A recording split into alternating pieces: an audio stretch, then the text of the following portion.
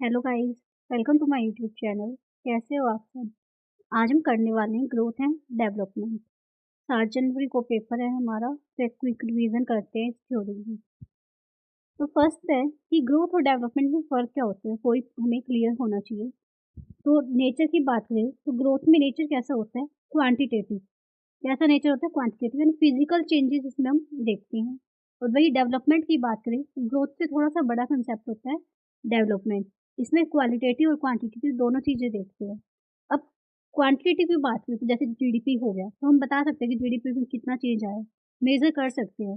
But वही development में बात करें तो पॉवर्टी में कितना चेंज आया है, अनएम्प्लॉयमेंट में। यानी ओवरऑल जब हम देखते हैं तो वो डेवलपमेंट होता है, और ग्रोथ में सिर्फ हम वो चीज़ें जिनको हम मेज़र कर सकते हैं। सेकंड है स्कोप, तो भी क्लियर हो गया होगा कि ये नैरो होता है ग्रोथ, एंड डेवलपमेंट के वाइडर स्कोप होता है। कंटिन्यूटी की बात करें तो स्टॉप्स एट मैच्योरिटी, और ये डेवलपमेंट क्या रहती है, कंटिन्यूअस, कि डेवलपमेंट होती रहती है, कभी भी डेवलपमेंट नहीं रुकता है, एक के बाद कुछ ना कुछ चेंजेस आते रहते हैं जो कि रिक्वायर होते हैं किसी पर्सन की डेवलपमेंट के लिए। मेजरमेंट इजिली मेजर कर सकते हैं, क्यों? क्योंकि क्वांटिटेटिव है, और इसको हम ऑब्जर्वेशंस के थ्रू क्या कर सकते हैं, एक्सेस कर सकते हैं। नेक्स्ट है फोकस, तो ग्रोथ किस पे फोकस करता है, स्ट्रक्चरल चेंजेस पे, और डेवलपमेंट फंक्शनल पे। ठीक है। अब है थ्योरीज ऑफ इकोनॉमिक डेवलपमेंट। तो फर्स्ट थ्योरी है हमारी एडम स्मिथ की। अब एडम स्मिथ ने किस पे फोकस किया था, डिवीजन ऑफ लेबर पे और कैपिटल एक्यूमुलेशन, की जो एक मार्केट है वो कैसे ग्रो करेगी, बिकॉज ऑफ लेबर जो है क्या हो जाते हैं, डिवाइड हो जाते हैं, हर काम के लिए क्या हो जाते हैं, वो स्पेशलाइज हो जाते हैं और वो उसी काम को करते हैं। और किस पे फोकस किया, कैपिटल एक्यूमुलेशन, कि हमें क्या करना है, कैपिटल को ज़्यादा से ज़्यादा एक्यूमुलेट करना है।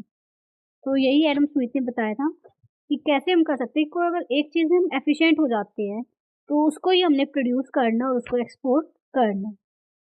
सेकंड थ्योरी है हमारी डेविड रिकार्डो की। डेविड रिकार्डो किस पे फोकस करते हैं, लो ऑफ डिमिनिशिंग रिटर्न्स पे, कि एग्रीकल्चर सेक्टर में क्या होता है कि डिमिनिशिंग रिटर्न होते हैं। कैसे कि सपोज एक सेक्टर एग्रीकल्चर है जिसमें 100 वर्कर की ही रिक्वायरमेंट है, बट उसमें अगर हम 100 से ज़्यादा वर्कर लगाने लग जाएंगे तो उससे रिटर्न क्या हो जाएगा, नेगेटिव हो जाएगा। क्यों? क्योंकि जो एफिशिएंसी है वर्कर की वो डाउन आ जाएगी, नेगेटिव हो जाएगी, और रिजल्ट पे कोई चेंज नहीं आएगा। तो ये होता है लो ऑफ डिमिनिशिंग रिटर्न्स। और इसने क्या बताया था, स्टेशनरी स्टेट भी बताई थी कि जहाँ ग्रोथ क्या हो जाती है, रुक जाती है, डेविड रिकार्डो ने। नेक्स्ट थ्योरी है हमारी कार्ल मार्क्स की। कार्ल मार्क्स ने क्या बताया, क्लास स्ट्रगल के बारे में बताया था और सरप्लस वैल्यू के बारे में बताया था, कि कैसे सरप्लस वैल्यू जनरेट होता है लेबर से, और हम लेबर क्लास को एक्सप्लॉइट करते हैं। रिच और पुअर क्लास का जो स्ट्रगल इन्होंने बताया था। और इसने क्या बताया था कि eventually collapse of capitalism due to falling profit rate, और कैपिटलिज्म क्या हो जाता है, खत्म हो जाता है, कैसे, बिकॉज ऑफ प्रॉफिट क्या होते हैं उतने जनरेट नहीं हो रहे होते हैं। नेक्स्ट है जोसेफ सुम्पीटर। इसने जो वर्ड है इनोवेशन यूज किया था, सुम्पीटर की आप याद रखना क्या वर्ड है, इनोवेशन अटैच है। और एक और है इसकी लाइन, क्रिएटिव डिस्ट्रक्शन।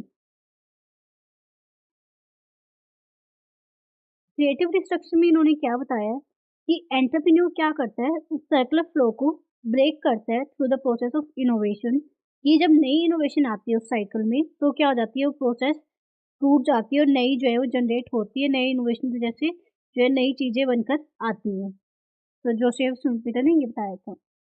नाउ कुछ ग्रोथ मॉडल्स है लाइक हेरोडोमर मॉडल, सोलो मॉडल। तो ये अब हम देखते हैं।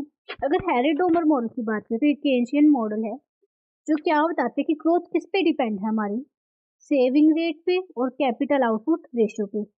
फिर से बता रही हूँ कि ग्रोथ हमारी किस पे डिपेंड है, सेविंग रेट अपॉन में कैपिटल आउटपुट रेशियो। वी का मतलब है कैपिटल आउटपुट रेशियो और जी है सेविंग रेट। सेविंग नहीं, सेविंग रेट, की सेविंग किस रेट से हो रही है। कि फॉर स्टेबल ग्रोथ के लिए क्या बताया इन्होंने हेरोडोमर मॉडल ने, जो हमारी एक्चुअल ग्रोथ रेट है is equal to warranted growth rate is equal to natural growth rate. यानी इस सिचुएशन में क्या होगी, हमारी जो है स्टेबल ग्रोथ होगी। इसको हम क्या बोलते हैं, नाइस एज इक्विलिब्रियम। तो अगर ये वर्ड भी आ जाए कौन से मॉडल से रिलेटेड, नाइस एज इक्विलिब्रियम, तो कौन से है, हेरोडोमर मॉडल से। ठीक है, कर देती हूँ। नाउ नेक्स्ट मॉडल है सोलो मॉडल। ये किसने दिया है, नियो क्लासिकल ने। अब ये क्या बताता है हमें, कैपिटल और लेबर के बीच में सब्स्टिट्यूशन को बताता है। और इसका फॉर्मूला क्या है, delta K is equal to saving function of K minus N plus delta K. तो हम देखते हैं आगे। अब एस का मतलब क्या है, सेविंग रेट। एस का मतलब क्या है, सेविंग रेट। और एन का मतलब क्या है, पॉपुलेशन, कि कितनी हमारी पॉपुलेशन है। और डेल्टा क्या रिप्रेजेंट कर रहा है, डेप्रिसिएशन को रिप्रेजेंट कर रही है। यानी पॉपुलेशन में जब आप डेप्रिसिएशन को प्लस कर दोगे, ठीक है। In the long run economy reaches a steady state where capital per worker is constant. ये क्या बताता है कि लॉन्ग रन में इकोनॉमी जो स्टेडी स्टेट पे पहुंच जाती है जब कैपिटल पर वर्कर क्या हो जाएगा, कांस्टेंट हो जाएगा। और लॉन्ग रन हम कैसे डिराइव कर सकते हैं, बाय एक्सोजीनियस टेक्नोलॉजिकल प्रोग्रेस। ये जो टेक्नोलॉजी है वो क्या है, एक्सोजीनियस है, एंडोजीनियस नहीं है। अब है endogenous growth theory. Endogenous growth theory किसने दी है, रोमर और लुकास ने। तो ये क्या बोलते हैं, ग्रोथ कैसे जनरेट होती है, कि जो हमारा सिस्टम है ग्रोथ उसके अंदर से ही जनरेट होगी, बाहर से नहीं होती है। अब अंदर से कैसे होगी, तो human capital, human capital and RD.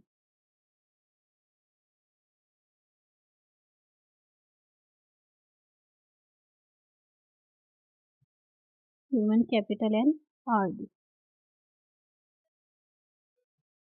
तो कंसेप्ट क्या बताता है एंडोजीनियस ग्रोथ थ्योरी, कि जो हमारी ग्रोथ है वो कैसे पॉसिबल है, सिस्टम के अंदर ही।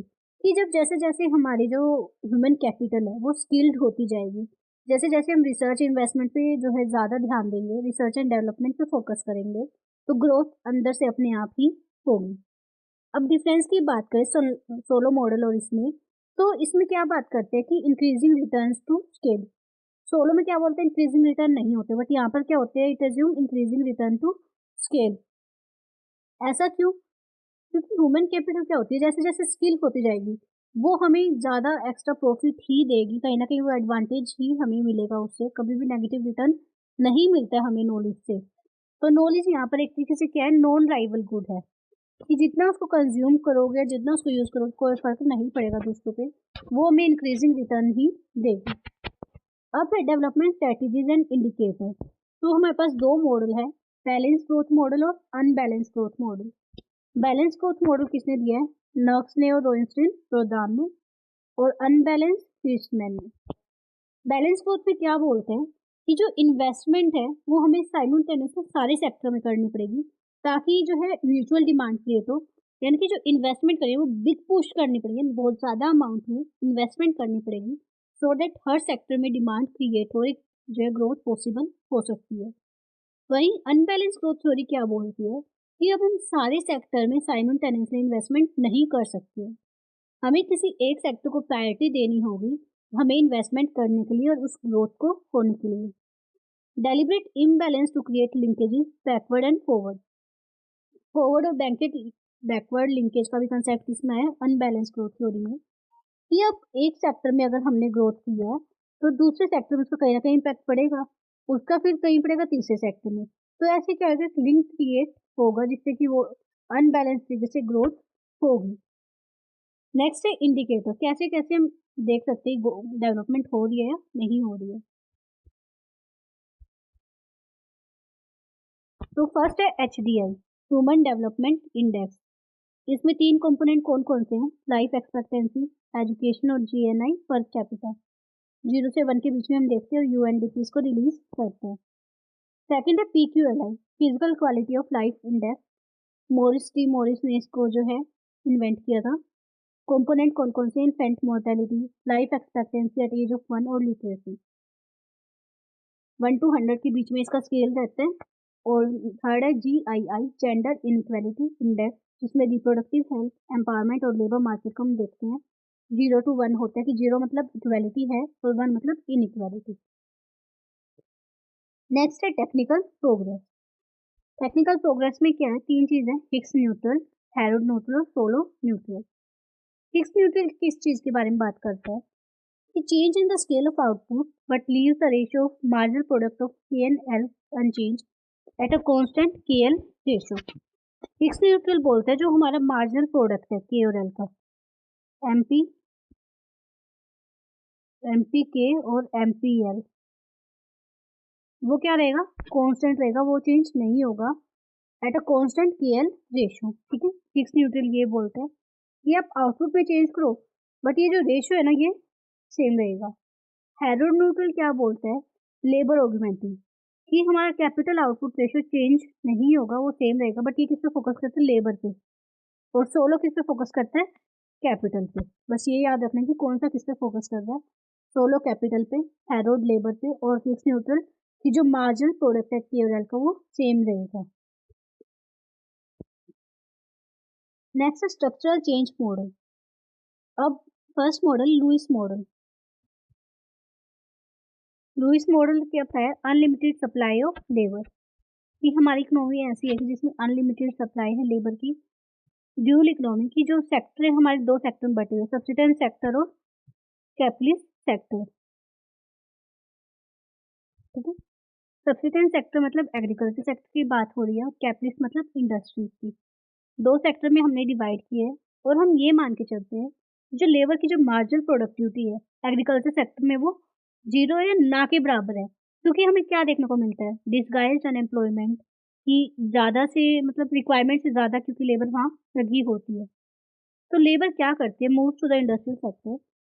जैसे सपोज ये एग्रीकल्चर सेक्टर, ये इंडस्ट्रियल सेक्टर है, यहाँ पर जो लेबर है वो कहाँ जाएगी, इंडस्ट्री सेक्टर में, क्योंकि यहाँ पर क्या है, एक्सेस लेबर है, रिक्वायरमेंट से ज़्यादा है, तो वो कहाँ मूव करेगी, इसमें जाएगी ना। इसमें क्या होगा, at a constant substance wages usually, और यहाँ पर क्या मिलेगा उनको, वेजेस नॉर्मली इससे क्या मिलेगा, हायर मिलेगा, क्योंकि यहाँ पे रिक्वायरमेंट और यहाँ पर रिक्वायरमेंट नहीं है। तो इसकी वजह से क्या होगी, यहाँ पर ग्रोथ होगी, क्योंकि यहाँ पर जिस लेबर की मार्जिनल प्रोडक्टिविटी जीरो थी, वहाँ पर इसकी मार्जिनल प्रोडक्टिविटी जीरो नहीं होगी, यहाँ पर वह क्या करेगा, एफिशिएंसी गेन होगी। तो यही इसी तरीके से क्या होता है कि लुइस मॉडल में बताया गया कैसे जो है वो लेबर शिफ्ट करता है, वो एफिशिएंसी के थ्रू एक जो है अर्निंग क्रिएट करता है। नेक्स्ट है हेरिस टोडारो मॉडल। ये किसके बारे में बात करता है, माइग्रेशन और अनएम्प्लॉयमेंट के बारे में। माइग्रेशन का एक rational economic decision based on expected rather than actual real income. अब जब भी हम माइग्रेट कर रहे हैं तो हम ये सोच के करते हैं कि वहाँ पर हमें ज़्यादा जो है बेनिफिट रिसीव होगा अब के मुकाबले, यानी जो प्रेजेंट में सिचुएशन चल रही है उससे हमें बेटर ही कुछ मिलेगा। तो VU का मतलब क्या है, अर्बन वेज, एंड LU का मतलब है नंबर ऑफ अर्बन जॉब्स, और total urban labour force LF का मतलब है। तो बस आपको इसमें यही याद रखना है कि हेरिस टोडारो मॉडल में माइग्रेशन और अनएम्प्लॉयमेंट की बात की गई है कि migration can occur if urban unemployment is high, कि अर्बन में अनएम्प्लॉयमेंट इज हाई है तो हम वेज रेट क्या होगी, ज़्यादा मिलेगी रूरल से। अब है ड्यूलिज्म का कंसेप्ट। तो कुछ हमारे टाइप्स ऑफ ड्यूलिज्म हैं। फर्स्ट है social, technological and financial. Social किसने दिया, JH बुके ने। टेक्नोलॉजिकल बेंजामिन हिगिंस ने, और फाइनेंशियल हिला मिल्स ने। ये नाम याद रखना बहुत इंपॉर्टेंट है। सोशल ड्यूलिज्म किसके बारे में बात कर रहा है, इम्पोर्टेड कैपिटलिज्म और इंडिजीनियस सोशल सिस्टम। पुराने के जो जमाने के जो लोग हैं, अब की जो लोग हैं, कहीं ना कहीं उसके बीच में डिफरेंस आया है, कैसे सोसाइटी डेवलप हुई है। टेक्नोलॉजी में कैपिटल इंटेंसिव और लेबर इंटेंसिव के बारे में बात की गई है, और फाइनेंशियल में ऑर्गेनाइज और अनऑर्गेनाइज्ड लेंडर्स के बारे में बात की गई है। अब आता है पॉवर्टी और इनइक्वालिटी मेजरमेंट, कि हम कैसे इनको मेजर करते हैं। फर्स्ट है लोरेंज कर्व के through, graphical representation of cumulative distribution of income. ये क्या बताते हैं, क्यूमुलेटिव डिस्ट्रीब्यूशन ऑफ इनकम के थ्रू बताते हैं कैसे इनइक्वालिटी, कितनी इनइक्वालिटी है। तो लाइन ऑफ एब्सोल्यूट कर्व से जितनी दूर हमारी लाइन होगी उतनी ही इनइक्वालिटी बढ़ती जाएगी। तो ये था लोरेंज कर्व के थ्रू। एंड सेकंड है गिनी कोफिशिएंट के थ्रू, जो कि हम लोरेंज कर्व से डिराइव करते हैं। तो ये है गिनी कोफिशिएंट, ये है लाइन ऑफ इक्वालिटी, और ये है हमारी लोरेंज कर्व। तो ये जितनी दूर होगी यानी इतनी इनइक्वालिटी बढ़ेगी, और ये जितनी पास में होगी या जितनी इसके पास में होगी यानी उतनी इनइक्वालिटी कम है। क्रूजेट हाइपोथेसिस भी क्या ही बोलती है, इन्वर्टेड यू शेप की होती है, जो बताती है कि स्टार्टिंग में इनइक्वालिटी बढ़ती है एंड देन कम हो जाती है। इनइक्वालिटी स्टार्टिंग में बढ़ रही है, एट द एंड मैक्सिमम होगी, देन वो धीरे धीरे कम होना स्टार्ट हो जाएगी। ये होती है Kuznets hypothesis. It suggest that an economy develop initially, कि जैसे जैसे इकोनॉमी डेवलप हो रही है इनइक्वालिटी बढ़ रही है, बट जब वो डेवलपमेंट हो जाती है अच्छे से, देन वो कम होना स्टार्ट हो जाती है। तो ये तो था हमारा इनइक्वालिटी को मेजर करने का। पॉवर्टी को मेजर करने का है head count ratio. Head count ratio क्या बताती है? Percentage of population below poverty line, कि पॉवर्टी लाइन से कितने नीचे परसेंटेज में लोग हैं। पॉवर्टी गैप इंडेक्स जो हमें इंटेंसिटी बताते हैं, ये वर्ड याद रखना, इंटेंसिटी बताते हैं। सेम पॉवर्टी इंडेक्स में क्या करते हैं, कंबाइन कर देते हैं head count ratio, poverty gap और गिनी को। मल्टी डायमेंशनल पॉवर्टी में यूएनडीपी को यूज करके, यूएनडीपी जो निकालते हैं इसको, हेल्थ को, एजुकेशन, स्टैंडर्ड ऑफ लिविंग, इन सबको यूज करके हम निकालते हैं मल्टी डायमेंशनल पॉवर्टी।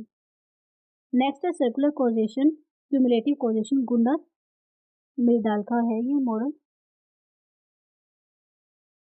तो इसमें दो इफेक्ट बताएं, बैकवॉश इफेक्ट और स्प्रेड इफेक्ट।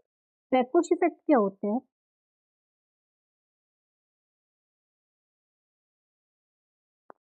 रिसोर्सेज जैसे कैपिटल हो गया, skill, labour move from backward region to develop region, कि जो लेबर है जैसे कि वो कहाँ जाएंगे, एक बैकवर्ड एरिया उससे अच्छी जगह पे जाएंगे, तो इससे क्या होगी, रीजनल इनइक्वालिटी बढ़ती है। स्प्रेड इफेक्ट में देखिए तो develop growth from develop region eventually spread to backward region, कि जब डेवलप कंट्री ने कुछ ग्रोथ की है, ठीक है, कोई टेक्नोलॉजी लाई है, तो उसका बेनिफिट क्या हो जाता है, अनडेवलप कंट्री को मिल जाता है, क्योंकि वो इसको इनोवेशन करनी नहीं पड़ती और उस यूज इनोवेशन के थ्रू वो डेवलप हो जाते हैं। तो ये होता है स्प्रेड इफेक्ट। तो कंक्लूजन में क्या, डेवलपिंग नेशंस जो हैं वो बैकवर्ड इफेक्ट को ओवर पावर कर लेते हैं, यानी पॉजिटिव इफेक्ट इतने नहीं आ पाते जितने हमारे पास नेगेटिव इफेक्ट आ जाते हैं, जिससे कि हम क्या रह जाते हैं, पॉवर्टी ट्रैप में ही फंस जाते रहते हैं, उससे निकल नहीं पाते हैं। ठीक है, तो कुछ ये इम्पोर्टेंट टेबल है, इनको याद रख लेना। बिग पुश थ्योरी किसने दिया? रोइंस्टन रोडान ने। Critical minimum effort Harvey Leibenstein ने। Low level equilibrium trap Nelson ने। और vicious circle of poverty Ragnar Nurkse ने। और स्टुमलेटिव वाली गुनर नोडाल ने। नीचे जो दे रखे हैं ये करा दिया आपको ग्रोथ मॉडल, आपको रीड करना हो तो ये कर सकते हो, मैं इस पीडीएफ में ही रख दूंगी इसको। और ये पीडीएफ मैं अपने उस पे टेलीग्राम चैनल पे अपलोड कर रही हूँ, तो आप वहाँ पर उसको ज्वाइन करके देख सकते हो सामने से। Thank you.